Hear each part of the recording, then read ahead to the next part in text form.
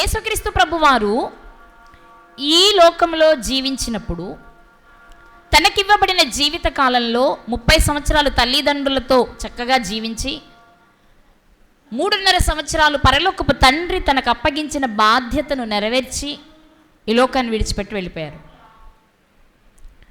ఆయన వెళ్ళే ముందు ఆయన ఏమేమి జరిగించాలి అనేది ముందే ప్లాన్.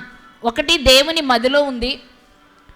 2, ఎప్పటికప్పుడే ఆ ప్లాను జరుగుతుంది. మనమేనంతే కదా. ఇప్పుడు ఫర్ ఎగ్జాంపుల్ ఒక సీఎం కానీ, ఒక పిఎం కానీ, లేక ఒక కలెక్టర్ గారు కానీ ఒక ప్రదేశం నుండి మరొక ప్రదేశానికి ఏదైనా విజిట్ చేయడానికి వెళ్తున్నారు అంటే కొన్ని నెలలు ముందుగానే వారు ఏ రోజు ప్రయాణం అవుతారు, ఎక్కడి నుంచి ప్రయాణం ప్రారంభిస్తారు, ఏ టైంకి, అంటే ఇన్ని గంటల ఇన్ని నిమిషాలకు పలానా ప్రదేశంలో ఉంటారు అని ముందే మనకి షీట్ వచ్చేస్తుంది.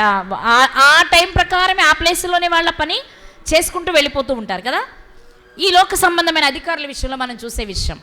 యేసుక్రీస్తు ప్రభు వారి విషయంలో కూడా పాత నిబంధన కాలం అంతా ఒక్కొక్క ప్రవక్త ద్వారా ఒక్కొక్క విషయాన్ని చెప్పుకుంటూ వచ్చిన ఆయన క్రొత్త నిబంధనలోనికి ఎంటర్ అయిన వెంటనే, అంటే మత్తయి సువార్త నుంచి మనం చూస్తే ఏ సమయంలో ఆయన బాప్తిస్మం తీసుకోవాలి, ఏ వయసు నుండి ఆయన సువార్త ప్రారంభించాలి, ఏ ప్రదేశం నుండి సువార్త ప్రారంభించాలి, ఏ టైం వచ్చిన తర్వాత ఆయన మరణించాలి, ఎలాగా ఏంటి అనేది అన్నీ లిస్ట్ ఇవ్వబడిపోయింది. అందులో ఒక ప్రాముఖ్యమైన విషయాన్ని ఈరోజు మనం జ్ఞాపకం చేసుకుందాం. యేసుక్రీస్తు ప్రభువారు మరణించే సమయం ఆసన్నమైనప్పుడు, ప్రజెంట్ మనం ఇప్పుడు ఏ డేస్లో ఉన్నాం?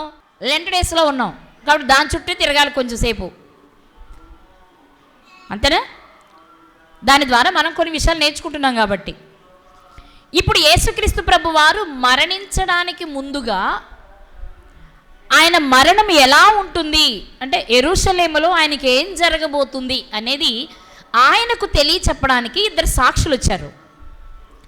ఆ సాక్షులతో మాట్లాడుతున్నప్పుడు యేసుక్రీస్తు వారి విధానం ఎలా ఉంది, వాళ్ళు ఏం మాట్లాడారు, వాళ్ళే ఎందుకు మాట్లాడారు అనేది ఈరోజు మనం ఆలోచన చేద్దాం. ఓకే, మత్తయి గారు రాసిన సువార్త, మత్తయి గారు రాసిన సువార్త 17వ అధ్యాయము 17వ అధ్యాయం మొదటి నుండి చదువుకుందాం. మత్తయి గారు రాసిన సువార్త 17వ అధ్యాయము మొదటి నుండి. 6 దినములైన తర్వాత యేసు పేతురును, యాకోబును, అతని సహోదరుడైన యోహానును వెంటబెట్టుకుని ఎత్తైన ఒక కొండ మీదికి ఏకాంతముగా పోయి వారి ఎదుట రూపాంతరము పొందెను. ఈ సందర్భాన్ని మనము రూపాంతర సందర్భము లేక రూపాంతరపు కొండ సన్నివేశముగా మాట్లాడుకుంటాం. వెంటనే మత్తయి సువార్త 17వ అధ్యాయం అనగానే రూపాంతరము అనే మాట మనకు గుర్తొస్తుంది. యేసుక్రీస్తు ప్రభువారు ఒక కొండ మీదకి వెళ్ళారట తన శిష్యులలో 3 తీసుకుని. అక్కడి నుంచి ఇంకొంచెం ముందుకు వెళ్ళి ఆయన ఒంటరిగా ఏకాంతంగా ప్రార్థన చేసుకుంటున్నారు. మనం గమనిస్తే గెత్సేమనే తోటలో కూడా అదే జరుగుద్ది. శిష్యులందరిని ఒక చోట పెట్టి 3 శిష్యులను వెంట పెట్టుకొని కొంచెం ముందుకు వెళ్తారు. అక్కడ 3 వదిలిపెట్టి రాతివేతంత దూరం ఆయన ఒంటరిగా వెళ్ళి ప్రార్థన చేసుకుంటూ ఉంటారు. ఇప్పుడు ఈ కొండ దగ్గర కూడా 12 మంది శిష్యులలో 3 శిష్యులను మాత్రమే వెంటబెట్టుకొని ఆయన పైకి వెళ్ళి అక్కడ కూడా కొంత దూరంలో వారిని వదిలిపెట్టి ఆయన ఏకాంతంగా ప్రార్థన చేసుకుంటున్నారు. మనకి ఈ విషయం ఎక్కడ కనిపిస్తుంది అంటే మార్కు గారు రాసిన సువార్త 9వ అధ్యాయం. ఈ సందర్భం మత్తయి సువార్త 17వ అధ్యాయంలోను, మార్కు సువార్త 9వ అధ్యాయము 2వ వచనము నుండి, అలాగే లూకా సువార్త 9వ అధ్యాయము 28వ వచనము నుండి ఈ 3 సందర్భాలు కనిపిస్తాయి. ఒక్కసారి చెప్పేస్తాను, అన్నీ నోట్ చేసుకోండి మీరు. మత్తయి సువార్త 17వ అధ్యాయము 1 నుండి 7 వచనాల్లో ఉంటుంది. మార్కు సువార్త 9వ అధ్యాయము 2వ వచనము నుండి 8వ వచనం వరకు ఉంటుంది. లూకా సువార్త 9వ అధ్యాయము 28వ వచనము నుండి 35వ వచనం 36 వరకు ఉంటుంది. ఈ 3 సువార్తలలో ఇదే సందర్భం కనబడింది చిన్న చిన్న మార్పులతో. ఇప్పుడు మీరు మత్తయి సువార్తలు చదివినప్పుడు ఆయన ఎత్తైన ఒక కొండ మీదకి ఏకాంతముగా పోయి రూపాంతరం పొందెను అని కనిపిస్తుంది. కానీ ఇదే మాట మీరు లూకాసు వార్తలోనికి వస్తే, లూకాసు వార్త 9వ అధ్యాయము 28వ వచనంలో, ఈ మాటలు చెప్పినది మొదలుకొని రమారమి 8 దినములైన తర్వాత ఆయన పేతురును, యోహానును, యాకోబును వెంటబెట్టుకుని ప్రార్థన చేయుటకు ఒక కొండ ఎక్కెను. ఇంతకీ యేసుక్రీస్తు వారు ఆ కొండ మీదకి ఎందుకు వెళ్ళారు? జనరల్గా మనకి అంటే మనం కామన్గా చదివితే రూపాంతరం పొందడానికే వెళ్ళారు అనుకుంటాం మనం. ఆ కొండ మీదకి రూపాంతరం పొందడానికి కానీ వాస్తవంగా ఆయన వెళ్ళింది ప్రార్థన చేసుకోవడానికి. ఈ ప్రార్థన కూడా ఏకాంతంగా చేసుకుంటున్నారు. అంటే ముగ్గురిని వెంటబెట్టుకుని వెళ్ళినా వాళ్ళని కాస్త దూరంలో ఆపి ఆయన ఏకాంతంగా ప్రార్థన చేసుకుంటూ ఉన్నారనమాట. ఇప్పుడు ప్రార్థన చేసుకుంటూ ఉండగా ఏం జరిగింది అంటే, సడన్గా ఆయన ముఖము సూర్యుని కాంతి వలె ప్రకాశిస్తుంది.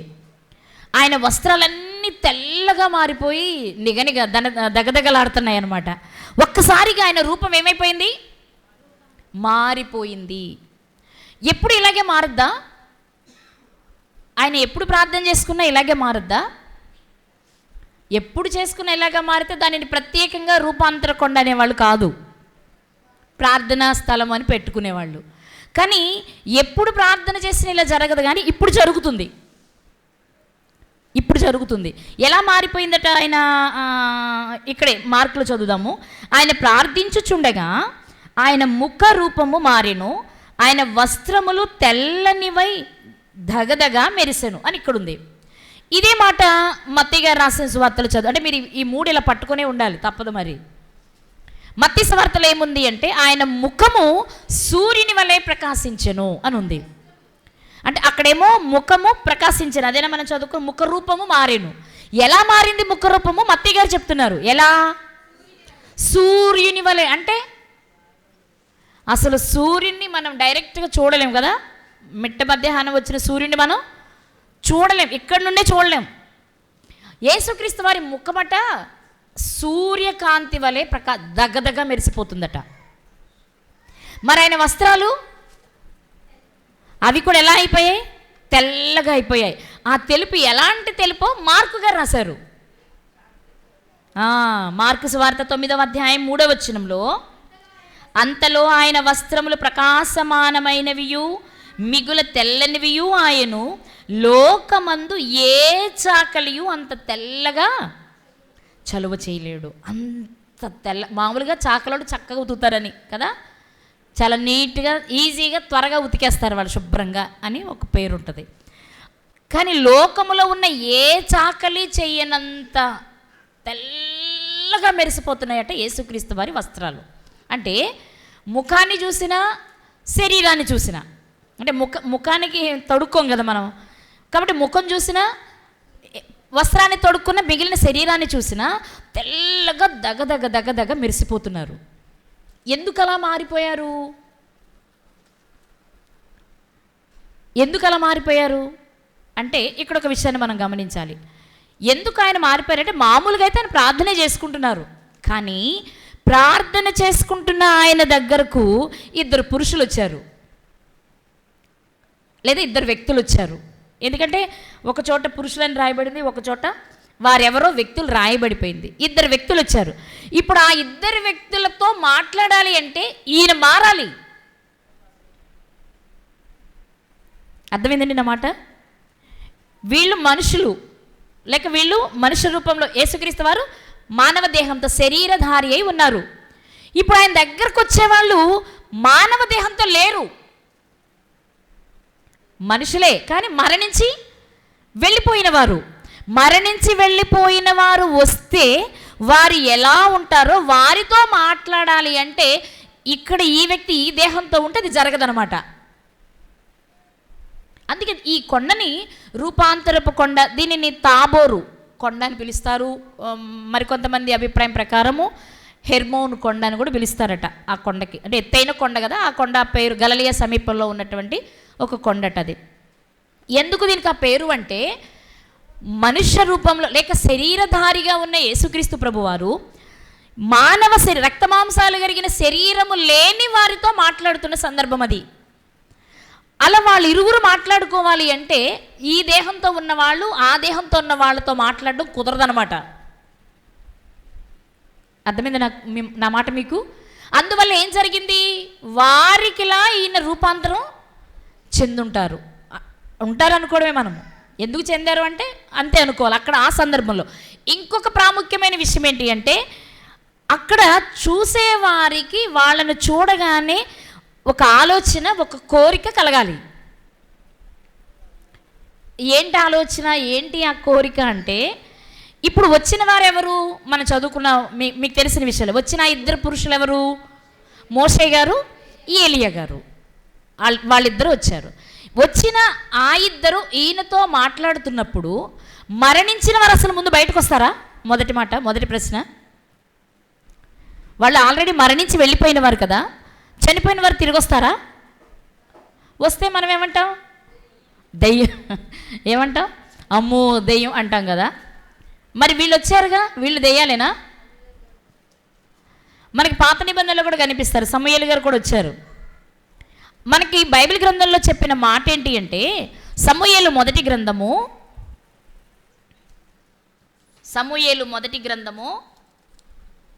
2వ అధ్యాయం 6వ వచనం.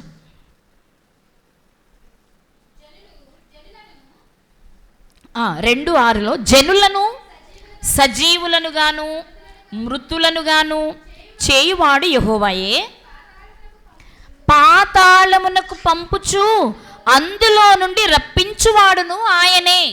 ఎవరు? దేవుడే. పాతాళానికి పంపి రప్పించగలిగిన శక్తి కూడా ఉన్నది ఎవరికి?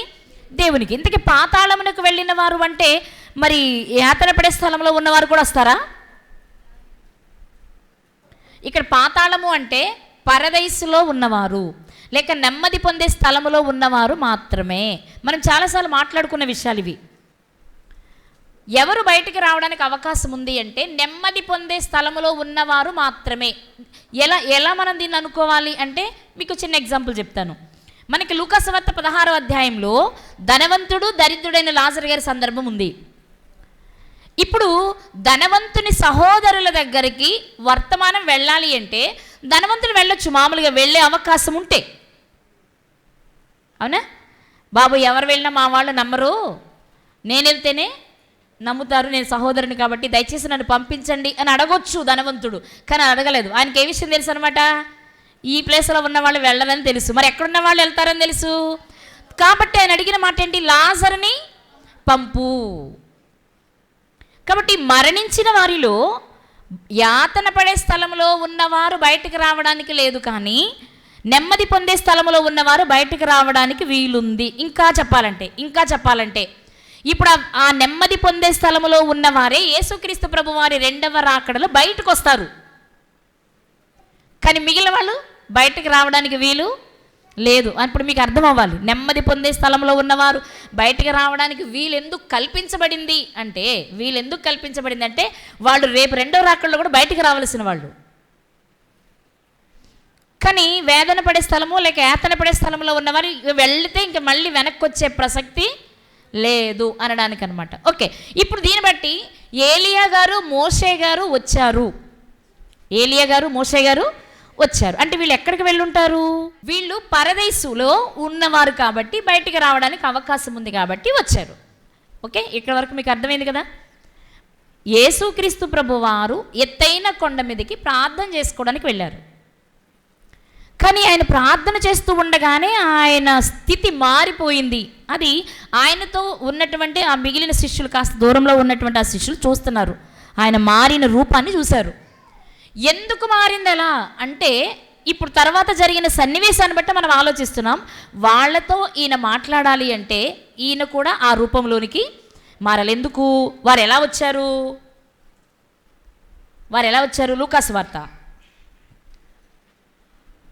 లూకాసు వార్త 9వ అధ్యాయము 30వ వచనం చదువు. 30-31. మరియు ఇద్దరు పురుషులు ఆయనతో మాట్లాడుచుండిరి. వారు మోషే ఏలియా అనువారు. వారు చెప్పండి, వారు మహిమతో ఆగపడి ఆయన యెరూషలేములో నెరవేర్చబోవు నిర్గమమును గూర్చి మాట్లాడుచుండిరి. ఇంతకీ వచ్చిన వాళ్ళు ఎలా వచ్చారు? మహిమతో. అంటే ఏ దేహంతో వచ్చి ఉండాలి? మహిమ దేహంతో.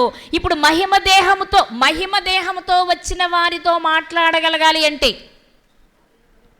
ఈయన దేహం కూడా మారాలి. అంటే మహిమ దేహం ఎలా ఉంటుంది అనమాట? ఒక యాంగిల్ మనం ఆలోచిస్తే దగ్గ మెరిసిపోతుందనమాట, సూర్యకాంతి వల్లే ప్రకాశిస్తుందనమాట. అసలు ఆ లోకమే అలా ఉంటుంది. అక్కడికి వెళ్ళేవారు కూడా అలాగే ఉంటారు. వాళ్ళు వచ్చారు, ఈయన చూశారు, ఇద్దరు మాట్లాడుకుంటున్నారు. తర్వాత మీకు తెలుసు, పేతురు గారు అంటారు చూడగానే, నీకొకటి, మోషే గారికి ఒకటి, ఏలియా గారికి ఒకటి, ముగ్గురికి 3 పర్ణశాలలు కట్టేస్తాం ఇక్కడ అన్నారు. ఎందుకు వచ్చింది ఆయనకి ఆలోచన? ఆ మాట అనాలని ఎందుకు వచ్చింది అంటే, రోజు వాళ్ళు చూస్తున్న ప్రభువుకిని ఇప్పుడు వాళ్ళు చూస్తున్న ప్రభువులో ఉన్న వ్యత్యాసం చూడగానే, అబ్బో ఈయన ఇక్కడే ఉంటే బాగుంటుందేమో అనేది ఒక ఆలోచన. అయితే ఇలాంటి వాళ్ళు కలిసే చోటు ఇలా ఉంటుందన్నమాట. ఇలాంటి వాళ్ళు కలిసే చోటు ఇలా, అంటే ఒక రకంగా చెప్పాలి అంటే రేపు పరలోకంలో ఎలా ఉంటామో ఒక పిక్చర్ వాళ్ళకి కనబడుతుంది. మహిమ దేహాన్ని ధరించుకున్న వారే కదా, నీతిమంతులే కదా పరలోకంలో ఉండేది. అక్కడ ఎలా ఉంటారనమాట? ఇదిగో వీళ్ళలా ఉంటారనమాట. ఈయన ఇక్కడే మారిపోయాడు కాబట్టి ఇక్కడ వీళ్ళకి పర్ణశాలలు కట్టి ఇక్కడే ఉంటే బాగుంటుంది అనుకున్నారు ఆయన, పేతురు గారు. కానీ అక్కడ ఉంటాను కుదురుద్దా? ఇప్పుడు చేయవలసిన పని ఉంది. మీకు ఒక విషయం మీరు తర్వాత చదువుకోండి, మత్తయి సువార్తలో క్రిందికి వచ్చిన తర్వాత ఆయన చెప్తారు, మీరు చూసింది పునరుద్ధానం వరకు ఎవరికి చెప్పొద్దు అన్నప్పుడు వాళ్ళని వెంట పెట్టుకుని వెళ్ళడం ఎందుకైనా? అక్కడ విషయం ఏంటంటే, ఒకటి యేసుక్రీస్తు వారు మామూలుగా ప్రార్థన చేసుకోవడానికి వెళ్ళిన తర్వాత జరిగింది అది. రెండవది, ఒకవేళ అది వీళ్ళకి అవసరమేమో, వాళ్ళు చూస్తే వీళ్ళలో ఒక ఆలోచన కలుగుతుందేమో, అందుకోసం అది జరిగిందేమో, మనకు తెలియని విషయాలు ఇవన్నీ అనుకోవడం వరకే తప్ప మనము ఇదేం చెప్పడానికి వీలు లేని విషయాలు అనమాట. మొత్తం మీద ఈ దృశ్యాన్ని మీరు ఇప్పుడే ఎవరికి చెప్పొద్దన్నారు, వాళ్ళు కూడా ఎవరికి చెప్పలేదు. అయితే ఇక్కడ విషయం ఏంటి అంటే, అక్కడ చూడగానే, ఆ వాతావరణాన్ని చూడగానే వాళ్ళకి అనిపించింది, ఇక్కడే ఉంటే భలే ఉంటుంది కదా. ఏం కడతాము ఎందుకన్నారన్నమాట? అసలు పర్ణశాలలో ఎవరుంటారు? పర్ణశాలను ఎలా తయారు చేసుకుంటారు అంటే, నేను మొత్తం చెప్పాలనుకోవట్లేదు కానీ, ఆకులతో, చెట్ల కొమ్మలతో, దాన్ని ఏమంటారు, క్లాత్తో కట్టేదానిని పర్ణశాల అంటారట. ఆ పర్ణశాలల్లో చిన్న కుటీరాలు లాంటివి, చిన్న కుటీరాలు లాంటివి, అవి ఒక్కొక్కరికి ఒక్కొక్క కుటీరం ఉంటే వాళ్ళు అందులో ఏకాంతంగా ప్రార్థన చేసుకుంటూ ప్రశాంతంగా గడుపుతారట. అంటే ఎవరైనా ఏకాంతంగా వారికి ఇష్టమైన వారితో గడపాలి అంటే, పరసంబంధంగా గడపాలి అనుకున్నప్పుడు అందరితో కలిసి కాకుండా అలాంటి చిన్న కుటీరాన్ని ఏర్పాటు చేసుకుని ఏకాంతంగా ఒంటరిగా ఉండడానికి ఏర్పాటు చేసుకునే స్థలాలటవి. ఇప్పుడు యేసుక్రీస్తు వారి రూపం మారగానే ఇక్కడే పర్ణశాల అయితే, ఇక్కడ ఈ రూపంతో నువ్వు ఇక్కడే హ్యాపీగా ఉంటావు. అది పేతురు గారి ఉద్దేశం. అంటే నా ప్రభువు చాలా ఇక్కడ సంతోషంగా ఉన్నారు, ప్రత్యేకంగా ఉన్నారు, ఇది ఆయనకి మంచిగా ఉంది, ఆయనకి ఇంకాస్త వెసులుబాటు నేను కల్పించాలి, ఇంతే. అంతేగాని ఆయన ఏదో ఆపేయాలి, ఇచ్చేయాలనే ఉద్దేశం కాదు ఆయనకి. అంటే ఇది నీకు దూరం అవునుగాక అని చెప్పే పరిస్థితి లాంటిది కాదు. ఆయన ఉన్న స్థితిని చూడగానే యేసుక్రీస్తు వారు మారిన రూపం వీరికి కనిపించగానే, అబ్బా ఇక్కడ ఎంత బాగుందో కదా, అయితే ఇక్కడే ఉంటే బాగుంటుంది, ఈయన క్రిందకు వచ్చి మనతో అటు ఇటు తిరిగి అలసిపోవడం కంటే ఇక్కడ ఏకాంతంగా ప్రశాంతంగా ప్రార్థన చేసుకుంటూ ఉంటే భక్తులందరూ వస్తూ పోతూ మాట్లాడుకుంటూ ఉంటారు, ఈ స్థలం ఏదో ఆయనకి బాగుంటుంది అనుకుంటా, కాబట్టి పర్ణశాలలు కడదామా అనుకున్నారు. సరే, ప్రభువారు చెప్పిన విషయాలు ఆ తర్వాత వెళ్ళిపోవడం అంతా మనకు తెలుసు. కానీ ఈరోజు మనం ఆలోచించవలసిన విషయం ఏంటంటే, యేసుక్రీస్తు ప్రభు వారి దగ్గరకు ఆ ఇద్దరు ఎందుకు వచ్చారు అంటే, మనం చదువుకున్న లూకా సువార్తలో యెరూషలేములో జరగబోవు నిర్గమమును గూర్చి చెప్పడానికి. ఏం చెప్పడానికి? నిర్గమము అంటే ప్రయాణము, అంటే యెరూషలేములో ఆయనకు జరగబోయే విషయాన్ని తెలియచేయడానికి వచ్చారు ఆ ఇద్దరు. ఎవరు ఆ ఇద్దరు? మోషే గారు, ఈ ఏలియా గారు. ఇప్పుడు మనం వేసుకున్న ప్రశ్న, వాళ్ళిద్దరే ఎందుకు వచ్చారు? పరదేశంలో ఉన్నది వాళ్ళేనా? అప్పటికి పరదేశంలో ఉన్నది వాళ్ళేనా? హేబేలు గారు మొదలుకొని ఉన్నారు కదా, నీతిమంతులు ఉన్నారా లేదా? ఎవరెవరున్నారు? హేబేల్ గారు ఉన్నారు, హనోకు గారు ఉన్నారు, నోవాహు గారు ఉన్నారు, అబ్రహాము గారు, ఇస్సాకు గారు, యాకోబు గారు. ఆ కాలంలో ఉన్న ఇంకొంతమంది నీతిమంతులు భక్తులు ఉన్నారు కదా. మరి వాళ్ళెవరిని కాకుండా, అది మోషే గారి కంటే ముందు, అది ఏలియా గారిని తీసుకుంటే, ఇంకా లేదు యేసుక్రీస్తు వారి టైం వరకు మనం తీసుకుంటే చాలామంది నీతిమంతులు ఉన్నారు కదా. మరి వాళ్ళెవ్వరిని పంపకుండా మోషే గారిని ఏలియా గారిని ఎందుకు పంపారు? ఎందుకు యేసుక్రీస్తు ప్రభు వారు కొండెక్కారు అంటే ప్రార్థన చేసుకోవడానికి. 2, ఎందుకు ఆయన దేహం లేక ఆయన వస్త్రాలు ముఖము మారింది? వాళ్ళతో మాట్లాడాలి కాబట్టి. వాళ్ళు ఎందుకు వచ్చారు? ప్రయాణం ఎలా ఉంటుందో చెప్పాలి. ఇదిగో యెరూషలేముకి ఇన్ని రోజులకి వెళ్తావు నువ్వు, వాళ్ళు నిన్ను ఇలా చేస్తారు, వాళ్ళు ఇన్ని దెబ్బలు కొడతారు, నిన్ను ఇలాంటి శిక్ష విధిస్తారు, ఇలాంటి మరణాన్ని విధిస్తారు, ఇలాంటి మరణం నువ్వు పొందవలసి ఉంటుంది, రూట్ మ్యాప్ అనమాట చెప్పడానికి వచ్చారు వాళ్ళు ఇప్పుడు. రైట్, బాగానే ఉంది ఇక్కడ వరకు. అయితే ఆ విషయం చెప్పడానికి ఆ ఇద్దరే ఎందుకు రావాలి? ఇది ఈరోజు మనం నేర్చుకోవాల్సిన విషయం. ఆ విషయాన్ని చెప్పడానికి ఆ ఇద్దరే ఎందుకు రావాలి? చాలామంది ప్రవక్తలు ఉన్నారు కదా, లేరా? ముందే చెప్పుకున్నాం మనం, హేబేలు గారు మొదలుకొని యేసుక్రీస్తు వారి వరకు చాలామంది నీతిమంతులు ఉన్నారు, చాలామంది భక్తులు ఉన్నారు, చాలామంది ప్రవక్తలు ఉన్నారు. కానీ వాళ్ళల్లో ఈ ఇద్దరినే ఎందుకు సెలెక్ట్ చేసుకున్నారు అంటే అందుకు కొన్ని కారణాలు ఉన్నాయి. అంటే నేను పరిశీలించినవి, మా పరిశీలనలో తెలిసినవి మీకు చెప్తాను, మీరు పరిశీలించండి, ఇంకొన్ని యాడ్ చేసుకుందాం. ప్రస్తుతానికి కొన్ని ఓకే చూద్దాం. అందులో మొదటి విషయం ఏంటి అంటే, పాత నిబంధన అంటే మామూలుగా బైబిల్ గ్రంథం ఎన్ని పుస్తకాలు? బైబిల్ గ్రంథాన్ని ఎన్ని భాగాలుగా మాట్లాడుకుంటాం మనం? 2 భాగాలు. ఏంటవి? పాత నిబంధన, క్రొత్త నిబంధన. పాత నిబంధనని మళ్ళీ 2 భాగాలుగా మాట్లాడుకుంటాం. పాత నిబంధనని 2 భాగాలుగా మాట్లాడుకుంటాం. అదేంటి అంటే, 1 ధర్మశాస్త్రము, 2 ప్రవక్తల గ్రంథాలు. ఆది కాండం నుండి ద్వితీయోపదేశ కాండం వరకు ఉన్న దానిని ధర్మశాస్త్రము అంటాం. ఇంకా కొన్ని సందర్భాలలో మోషే అని కూడా వదిలేస్తాం. మోషే చెప్పాడు అంటే ధర్మశాస్త్రంలో ఎక్కడది ఉంది అని. ఓకే, ఇక మిగిలిన 2వ భాగం ఏంటి అంటే ప్రవక్తల గ్రంథాలు. పాత నిబంధన మొత్తాన్ని మనము 2 భాగాలు చేసుకుంటే 1 ధర్మశాస్త్రము, 2 ప్రవక్తల గ్రంథాలు. నిజమా అంటే మీకు కొన్ని వచనాలు చూపిస్తాను, అవసరం కాబట్టి నోట్ చేసుకోండి. ఇప్పుడు చూడొద్దు, నేను చెప్తాను, మీరు నోట్ చేసుకుంటూ వెళ్ళండి. మత్తయి గారు రాసిన సువార్త 7వ అధ్యాయము 12వ వచనం. మత్తయి గారు రాసిన సువార్త 7వ అధ్యాయము 12వ వచనంలోని లాస్ట్ లైన్ ఇది. అంటే పైన చెప్పిన కొన్ని విషయాలు మాట్లాడుతూ, ఇది ధర్మశాస్త్రమునకును ప్రవక్తల ఉపదేశమును అయి ఉన్నది. అంటే ఒక విషయాన్ని చెప్పి ఇది ఎక్కడెక్కడుంది చెప్పాలి. ఎక్కడెక్కడుందని చెప్తున్నారు? ధర్మశాస్త్రము, ప్రవక్తల ఉపదేశం. ప్రవక్తల ఉపదేశం అంటే ఇక ప్రవక్తల గ్రంథాలు, ప్రవక్తలు అనబడిన వారందరినీ తీసుకోండి మీరు. ప్రవక్తలు అనబడిన వారందరూ ఎవరో ఒక ప్రవక్త ఏదో ఒక పుస్తకంలో విషయాన్ని చెప్పుంటారు. అందుకే పాత నిబంధనలో ఎవరైనా మాట్లాడేటప్పుడు ఈజీగా అర్థం కావడానికి ఇది ధర్మశాస్త్రంలో ఉన్న విషయమా, ప్రవక్తలు చెప్పిన విషయమా అని అడుగుతారనమాట. 2 భాగాలు ఉన్నాయి కదా. ఇప్పుడు మనం అడుగుతాం చూడండి, ఏదైనా పుస్తకం పేరు చెప్పామనుకోండి, బైబిల్ తెలియని వాళ్ళకి ఏమని చెప్తాం మనం? పాత నిబంధనలో ఉంటే చూడండి అంటాం, అయితే క్రొత్త నిబంధనలో ఉంది చూడండి అంటాం కదా. అలాగే పాత నిబంధనలోనే ఏదైనా విషయాన్ని కనుక్కోవాలి అంటే ఇది ధర్మశాస్త్రంలో ఉన్నదా, ప్రవక్తలు చెప్పిందా? పాత నిబంధన అనగానే 2 విషయాల సమ్మేళనం అనమాట అని చెప్పడానికి ఎన్ని విషయాలు ఉన్నాయి అంటే ఇప్పుడు చూద్దాం. అదే మత్తయి సువార్త 22వ అధ్యాయం 40వ వచనం. మత్తయి గారు రాసిన సువార్త 22వ అధ్యాయం 40వ వచనంలో 2 ఆజ్ఞల గురించి మాట్లాడుతూ, ఈ 2 ఆజ్ఞలు ధర్మశాస్త్రం అంతటికి ప్రవక్తలకును ఆధారమై ఉన్నది. ఆజ్ఞలు అంటే దేవుని ప్రేమించాలని, నిన్ను వలె నీ పొరుగు వారిని ప్రేమించాలనే ఆజ్ఞలు 2 ప్రధానమైనవి అని చెప్తూ, ఈ ప్రధానమైన ఆజ్ఞలు దేనికి ఆధారం అనుకుంటున్నారు మీరు? 1 ధర్మశాస్త్రానికి, 2 ప్రవక్తల లేక ప్రవక్తలకు లేక ప్రవక్తల గ్రంథాలకు, ప్రవక్తలు చెప్పిన విషయాలకు.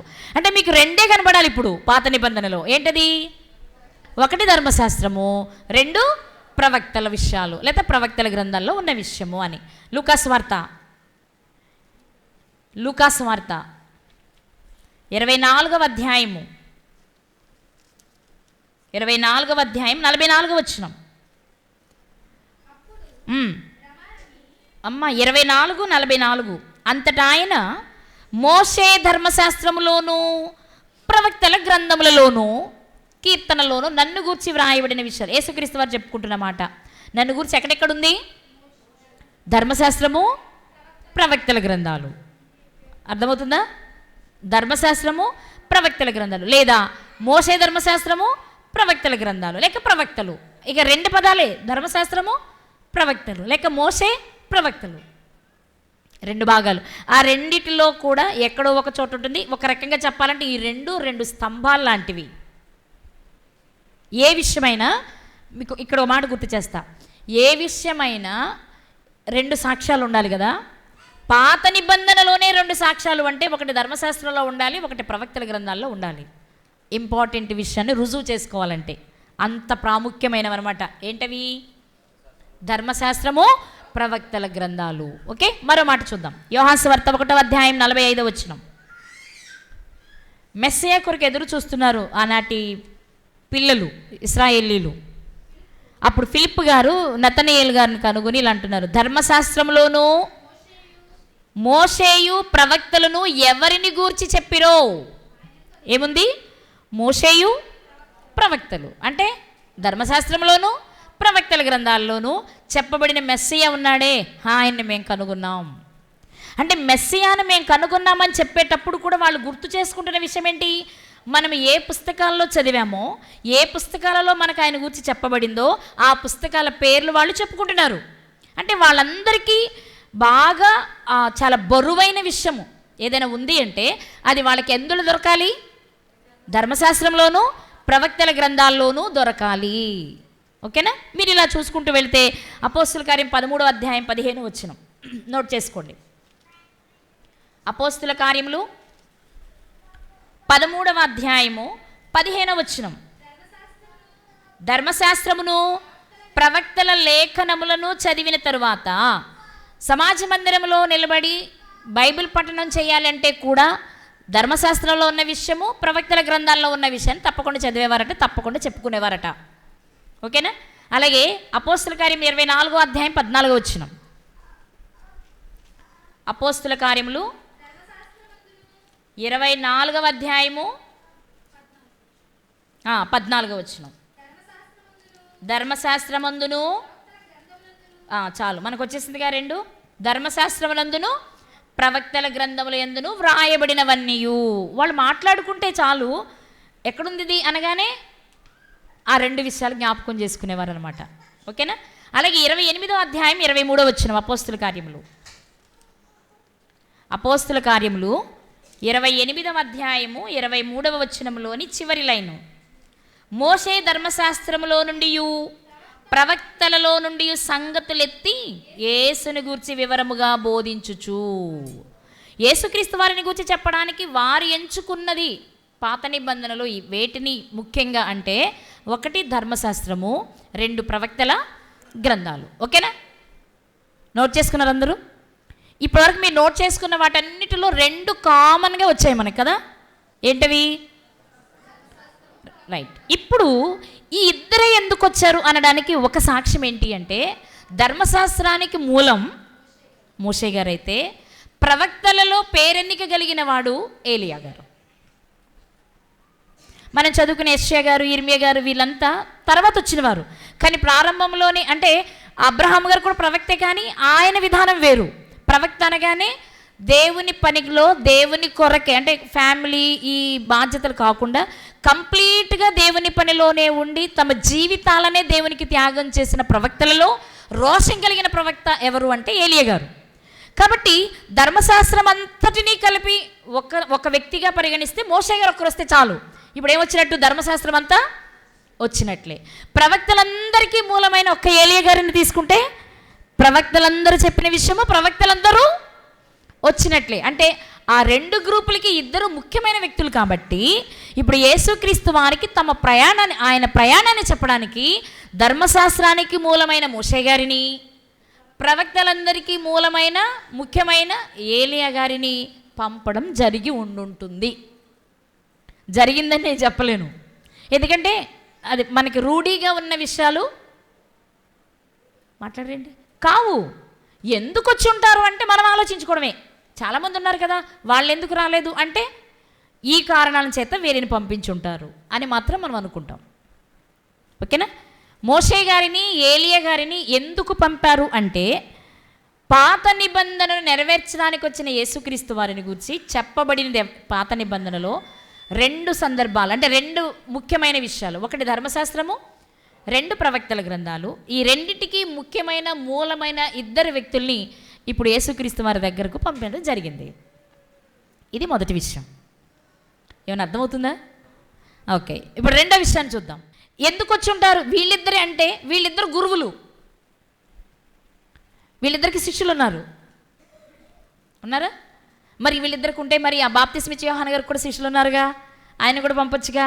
అంటే ముందు మనం చెప్పుకునే విషయమే దానికి మూలం. పాత నిబంధనలో ఉన్న విషయాన్ని చెప్పిన వారి ప్రవక్తలలో మొదటిగా ఉన్న వ్యక్తిగా మనం ఏలియా గారిని తీసుకుంటాం. ప్రవక్తలలో ఏలియా గారిని తీసుకుంటాం కాబట్టి బాప్తిస్మిచ్చే యోహాను గారికి ఛాన్స్ లేదు. ఇప్పుడు వీళ్ళిద్దరిని గురువులు అంటున్నా. ఎందుకన్నాను అంటే మోషే గారికి శిష్యుడు ఉన్నాడు, ఎవరైనా యెహోషువ గారు. ఏలియా గారికి శిష్యుడు ఉన్నారు, ఎవరైనా ఎలీషా గారు. ఇప్పుడు ఈ ఇద్దరు గురువుల్ని ఎందుకు పంపారు అంటే యేసుక్రీస్తు వారు కూడా గురువు కాబట్టి. అర్థమైందా? గురువు గారికి చెప్పాలి అంటే మరో 2 గురువులు అవసరమవుతారు కాబట్టి ఆ కోణంలో కూడా వాళ్ళిద్దరినీ పంపడం జరిగింది. ఒకటి ధర్మశాస్త్రము ప్రవక్తలే పాత నిబంధనకి మూలం కాబట్టి వాళ్ళిద్దరిని పంపారు, ఆ రెండిట్లో ముఖ్యమైన వ్యక్తులు కాబట్టి. ఇక రెండో విషయంలో రెండవ కారణం ఏంటి వాళ్ళిద్దరిని పంపడానికి అంటే రెండో కారణం ఏంటి అంటే యేసుక్రీస్తు ప్రభువారు గురువు కదా. మత్తయి సువార్త 23లో మనం చదువుకుంటాం, భూమి మీద మీరు ఎవరిని గురువులు అనవద్దు ఆయన తప్ప. ఇప్పుడు గురువు గారికి ఒక విషయం చెప్పాలి అంటే గురువులను పంపితే బాగుంటుంది కాబట్టి ధర్మశాస్త్రాలలో గురువు ఎవరు అంటే మోషే గారు, ప్రవక్తలకి గురువు అంటే ఏలియా గారు. మరి వాళ్ళకి శిష్యులు ఉన్నారా? ఆయనకి శిష్యులు ఉన్నారు, ఈయనకి శిష్యులు ఉన్నారు. కాబట్టి వారిద్దరినే పంపితే బాగుంటుంది అనుకున్నాడేమో దేవుడు, వాళ్ళిద్దరినే పంపారు. రెండవ కారణం ఏంటి అంటే యేసుక్రీస్తు వారు గురువు కాబట్టి. ఇక మూడో విషయం ఏంటి అంటే ఆయన ప్రవక్తే, ఈయన ప్రవక్తే. మోషే గారు ప్రవక్తే, ఏలియా గారు ప్రవక్తే, యేసుక్రీస్తు వారు కూడా ప్రవక్తే. ఇప్పుడు ఈ ప్రవక్తకి చెప్పాలి అంటే ఆ యాంగిల్లో కూడా ఉపయోగపడే ప్రవక్తలు వాళ్ళిద్దరే. అర్థమవుతుందా? ఆ యాంగిల్లో ఉపయోగపడే వారిద్దరు కూడా ప్రవక్తలే కాబట్టి ఈ ప్రవక్తకి చెప్పడానికి ఆ 2 ప్రవక్తల్ని సెలెక్ట్ చేసుకున్నాడు దేవుడు. ప్రవక్తలు అనే విషయంలోనూ వాళ్ళిద్దరే సెలెక్ట్ అవుతారు, గురువు అనే విషయంలోనూ వాళ్ళిద్దరే సెలెక్ట్ అవుతారు, అందులో ఆద్యులు అనే విషయంలోనూ వాళ్ళిద్దరే సెలెక్ట్ అవుతారు, పాత నిబంధనకి చెందిన వారు అన్న కూడా వాళ్ళిద్దరే సెలెక్ట్ అవుతారు. కాబట్టి ఏ వైపు చూసుకున్నా వాళ్ళిద్దరే సెలెక్ట్ అవుతున్నారు కాబట్టి దేవుడు వాళ్ళిద్దరిని పంపడానికి ఇష్టపడ్డారు. ఇక మరొక కారణం ఏంటి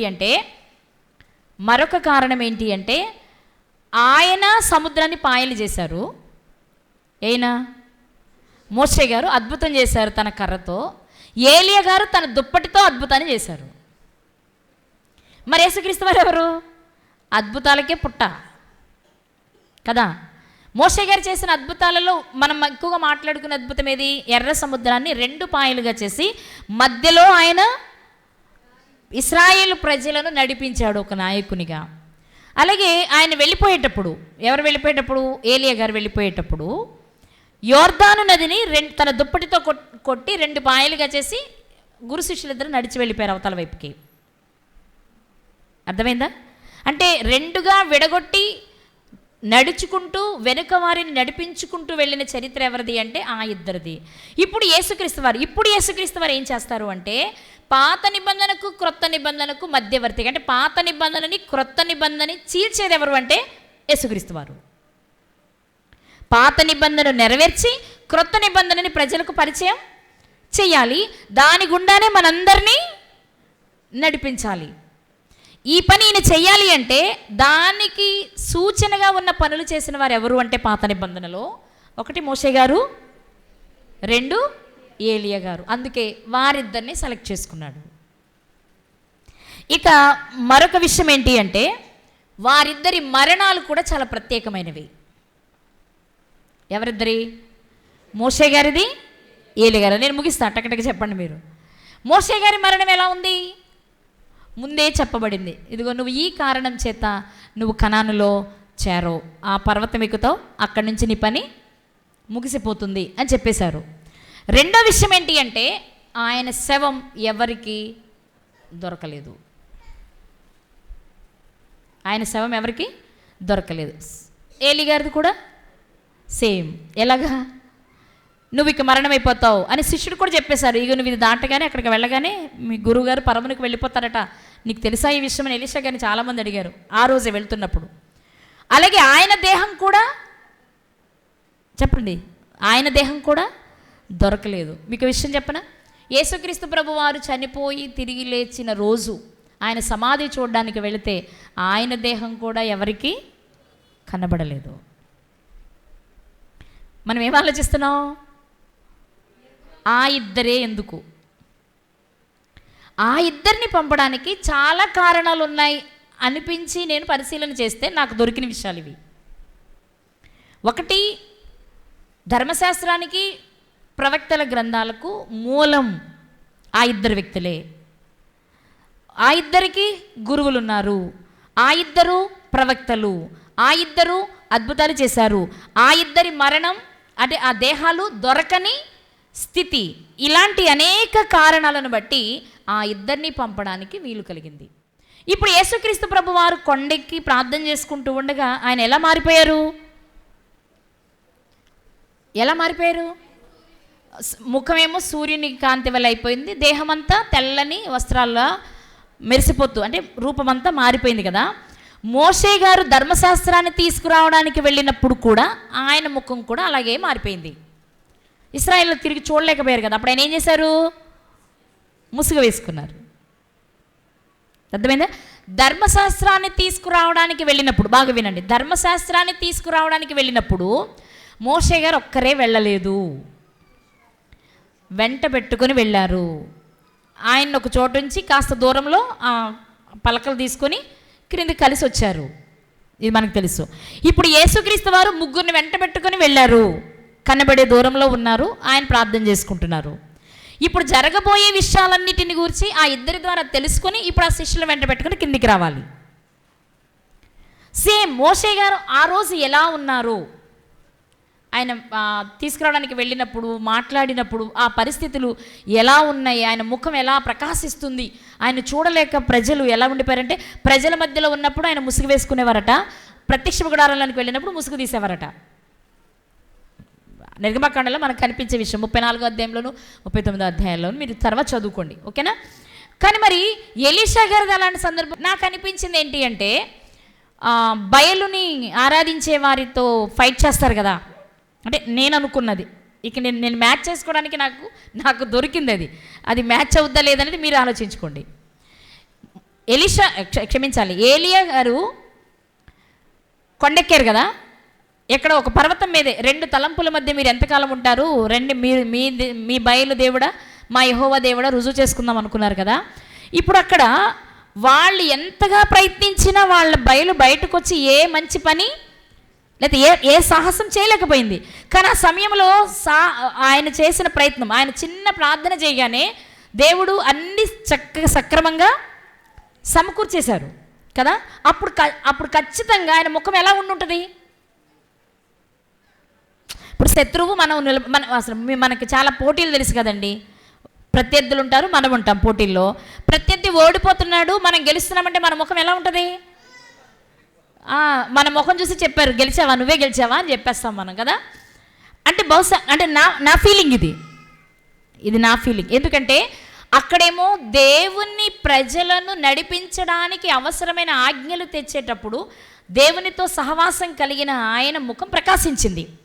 ఇక్కడేమో యెహోవాయే దేవుడు అని రుజువు చేయడానికి ఈయన చేసిన పని విజయాన్ని ఇచ్చినప్పుడు కూడా ఈయన కూడా ఎలా ఉండుంటారు? ఏలియా గారు ఈయన ముఖం కూడా ప్రకాశించే ఉండుంటుంది, ప్రకాశించే అంతే కదా. ఈయన ముఖం ప్రకాశించబట్టి ఇక మిగిలిన వాళ్ళు ఎవరు సాహసం చేయలేకపోయారు. యెజబెల్ చేసిన అటు ఇటు ప్రయత్నాలే తప్ప అందరూ ఏమైపోయారు? చెదిరైపోయారు, పారిపోయారు. ఏమంటే దొరికిన వారిని దొరికినట్టు పట్టుకొని చంపేశారు కదా ఆయన. ఒంటరిగా అందరినీ చంపేసినప్పుడు ఎలా ఉంటారు ఆయన? ఎలా ఉంటారు? చాలా ధైర్యంగాను, విజయం వచ్చిన విజయహాసమా, విజయోత్సాహం మొహంలో కనపడుతూ ఉంటుంది. అంటే ఆయన కూడా ఎలా ఉండుంటారు? ప్రకాశిస్తూ ఉండుంటారు. ఎందుకు అంటే దేవుణ్ణి కలిగి ఉన్నవారు, దేవునితో సహవాసం చేసేవారి స్థితి అలా ఉంటుంది అని చెప్పడానికి. మోషే గారు 40 రోజులు కొండ మీదే ఉన్నారు. ఎవరితో సహవాసమైంది? ఆయన ముఖం ప్రకాశించింది. ఇప్పుడు ఈయన కొండ మీద ఒక పని చేశారు దేవుని గెలిపించడానికి, ఈయన ముఖం ప్రకాశించింది. ఇప్పుడు దేవునితో సహవాసం కలిగిన యేసుక్రీస్తు వారు కూడా కొండకి ప్రార్థన చేస్తారు. ప్రార్థన అంటే ఇప్పుడు ఎవరితో సహవాసం? అప్పుడు ఆయన ముఖం కూడా ఏమైపోయింది? ప్రకాశించింది. ఇప్పుడు ప్రకాశించే వారందరూ వెళ్ళే లోకమే పరలోకం. ఆ లోకం ఎలా ఉంటుంది అంటే, నువ్వు ఈ లోకములో ఒంటరిగా నీకంటూ ఒక పర్ణశాలను ఏర్పాటు చేసుకుని దేవునితో నువ్వు సహవాసం చేస్తే, ఎక్కడ కుదురుద్దండి నాకు, సారీ అండి, నా వల్ల కాదు, నాకు కుటుంబ బాధ్యతలు చాలా ఉన్నాయి, పిల్లలు పెళ్ళిళ్ళు చేయాలి, వాళ్ళ కోసం ఆస్తులు సమకూర్చాలి, వారు ఉండడానికి ఒక ఇల్లు కట్టాలి, లేకపోతే కనీసం ఒక ఇల్లన్నా నా కోసం ఏర్పాటు చేయలేదా అని నా కుమారుడు అడిగితే నేను ఏం చెప్పాలని ఈ జంజాటంలో పడతావా? ఇది లోక సంబంధమైంది. ఇది నువ్వేం చేస్తావని నాకు తెలియదు. కానీ నా దగ్గరకు వచ్చి నాతో సహవాసం చేసి చీకటే లేని లోకములో నువ్వు వెలుగుతూ ఉండాలి అంటే నీకై నువ్వు ఒక పర్ణశాలను కట్టుకోవాలి.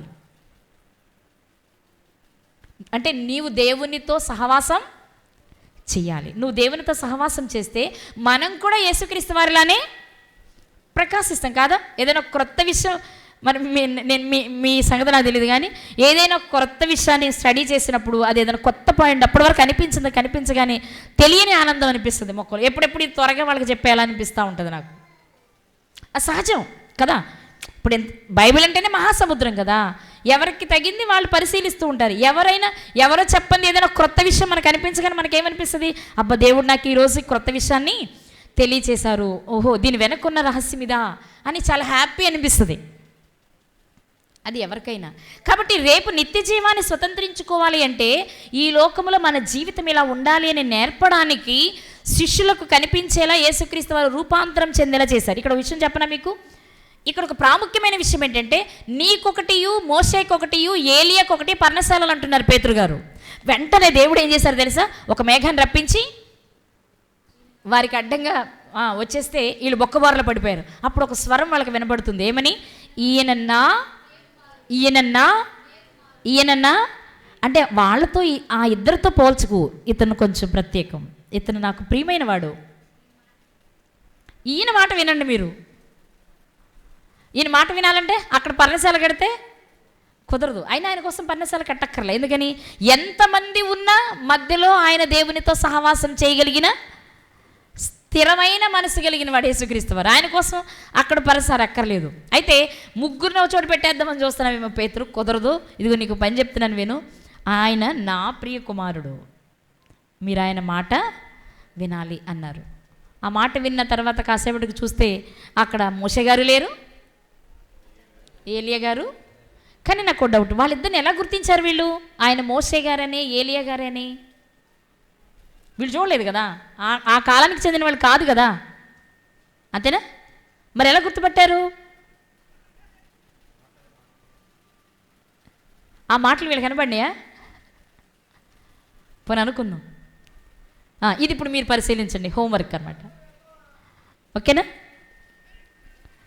ఈరోజు మనం ఏం ఆలోచించాము అంటే, లెంట్ డేస్లో భాగంగా ఒక విషయం ఏంటి అంటే, యేసుక్రీస్తు ప్రభువారు రూపాంతరం చెందిన కొండపైన మోషే, ఏలియా గారులని దేవుడు ఎందుకు పంపించారు? వారిని కలుసుకున్నప్పుడు ఆయన ముఖం ఎందుకు ప్రకాశించింది? ఏ విషయాన్ని మాట్లాడడానికి వారు వచ్చారు? వారిద్దరిని పంపడం వెనుకున్న ఆంతర్యం ఏంటి అనేది మనం మాట్లాడుకున్నాం. మరి అర్థమైందా ఎవరికైనా? వారిద్దరిని పంపడం వెనుక కారణాలు చాలా ఉన్నాయి. 1, సహవాసం కలిగిన వారు. 2, గురువులు. 2, 3, ప్రవక్తలు. 4, పాత నిబంధనకు మూలమైన వారు. ఈ కారణాలన్నిటిని బట్టి ఆ ఆ రూట్ ఎలా వేయాలి, ఎలా జరగబోతుంది అనేది చెప్పడానికి దేవుడు ఏర్పాటు చేసుకున్న వ్యక్తులు. ఇవన్నీ ఒకెత్తైతే మనం పరిశీలించింది. మరొక విషయం ఏంటి అంటే దేవుడు వారిని పంపడానికి ఇష్టపడ్డారు. ఇక వీళ్ళు ఎందుకు వచ్చారని అడగడానికి మనకి లేదు. కానీ ఏ ఉద్దేశంతో ఆయన పంపించి ఉంటారు అనేది ఆయన మనసును తెలుసుకోవడానికి మనం ప్రయత్నం చేస్తున్నాం. కాబట్టి కొన్ని విషయాలు మనం పరిశీలించుకోగలిగామన్నమాట. కాబట్టి ఇన్ని కారణాలు ఉన్నాయి కాబట్టి వాళ్ళిద్దరిని పంపడానికి దేవుడు ఇష్టపడి ఉంటారు. అర్థమైందా? ముఖ్యంగా నాకు అనిపించింది అన్నీ ఒకెత్తైతే అన్నిటిలో 2 ప్రాముఖ్యమైన విషయాలు. అంటే మళ్ళీ 2 దగ్గరికి రావాలి మనం. ఆ 2 ఏంటి అంటే, ఒకటి ప్రవక్తలు, ధర్మశాస్త్రము అనడానికి ముఖ్యంగా ఆ ఇద్దరిని తీసుకుని ఉండాలి. 2 వారి మరణము, వారి దేహాలు లభ్యం కాని స్థితి ఎలాంటిదో ఇప్పుడు యేసుక్రీస్తు వారికి జరగబోయేది అదే. కాబట్టి ఆ విషయాన్ని చెప్పడానికి ఆ ఇద్దరిని దేవుడు సెలెక్ట్ చేసుకుని ఉండొచ్చు. మిగిలినవి కూడా కారణాలు అవ్వచ్చు, ఎందుకంటే అన్నీ కలుస్తున్నాయి కాబట్టి. ఓకేనా? కానీ దీని ద్వారా మనకేంటి ఈరోజు